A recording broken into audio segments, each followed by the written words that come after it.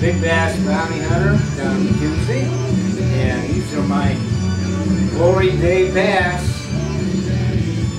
I got a 7-pounder here that I caught in Louisiana back in 1990, and that was my first one I caught on a Bandit crankbait. Caught it down in Anacoco Creek, down in Louisiana, where I was stationed in the Army. This here's my big baby. That's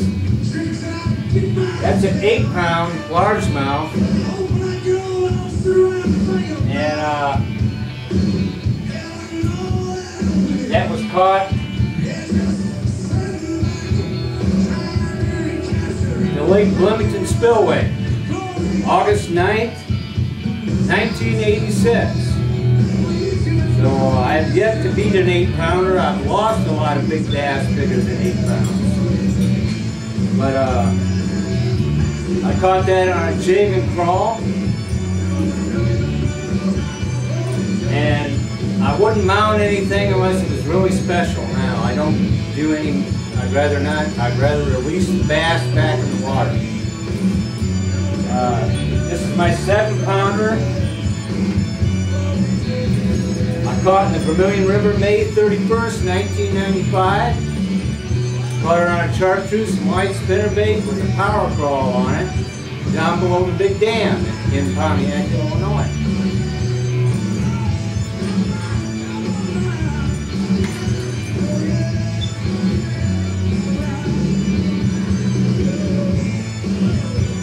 And this is my this is my pike. I caught at the sewer plant in the Vermilion River, next to Interlake, and it's 32 inches. Caught it 2004, and there are pike in there. And today or tomorrow, I'm going to go back after this pike that I know is bigger than this, a lot bigger than this, and I'm going to catch it. And you might see that on video too.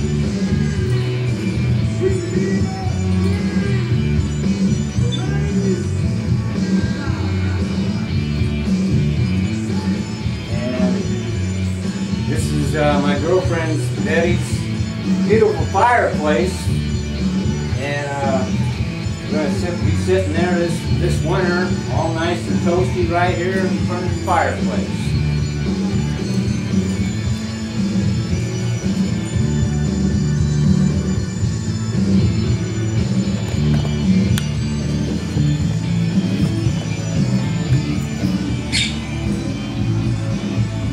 Close up of the 8-pounder. Jig and crawl right down below, or up on top at the spillway, casting way out on the drop off out there on a 1 o'clock on a weekday afternoon.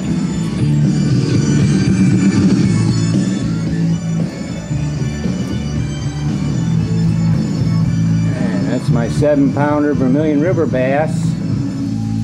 And Mark Sutton of Pontiac, hillbilly, he's caught a bigger one than this now. He's got a 9-pounder he caught in along the railroad track somewhere under the river in Pontiac. There's a shot of my pike. I was wading the river when I caught this, so the first time I lost him, he came up and after I lost him on the jig right in front of me, I didn't know what I had, and all I could see was teeth, and I'm in there in the shorts. And that was kind of looking danger in the eye right there. I had known that, I had got... And this is my first big bass I ever caught in my life. And it's kind of special to me too. It was done for only $60, and you can see that this guy did real good on this fish. The green is the green, the way it should be, real natural looking.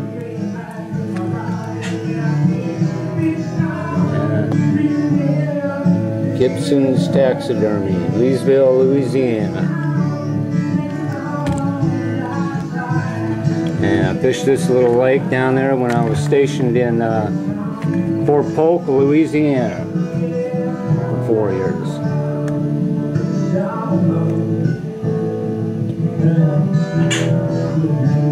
And this is Houston. And no, it's not a mount. This is a real parrot. And she's kind of shy right now. My apple? Is that good? Yeah. You gonna say anything today?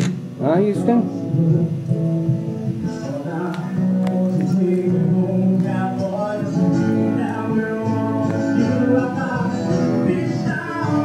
Fish on, fish on,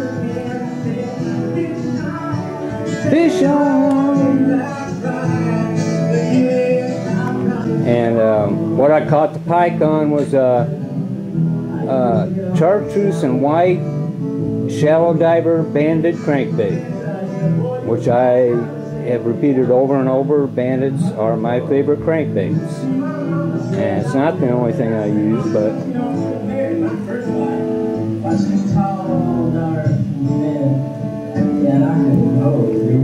and this mount is my there's a story behind this. This is Peggy Sue, and Peggy Sue, it's just not a mailbox I decided to put up there 9 years ago. I actually had kind of like a UFO, not a UFO sighting, but a BF, Big Bass sighting, BBOS, and it's not BS, but Peggy Sue is still, I think it could be the world record, and it's my core age to fish, 7th Heaven Quarry. Of course, I can't fish there no more because now they've kicked everybody out, and somebody wanted to build a house out there, and I don't want to talk about it. So, Peggy Sue, it's a plastic imitation of a fish that actually looked that big when it was in the water, and I've seen it numerous times to know that it is that size, and it is. This is no fishtail.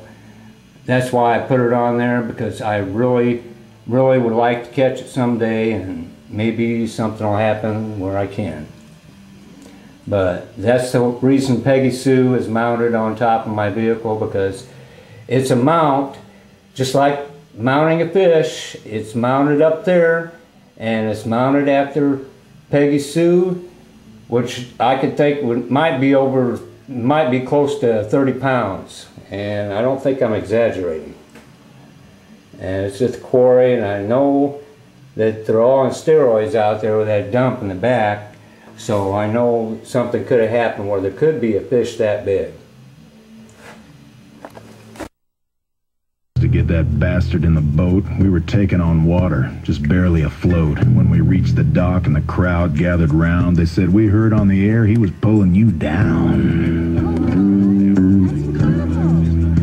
I said, "Don't believe all you hear, because it ain't always true. I was playing that king. It's my job. It's what I do." Then we hung him from the scale for the whole world to see. He wasn't 50 pounds. He was fucking 53. Fish on! Fish on!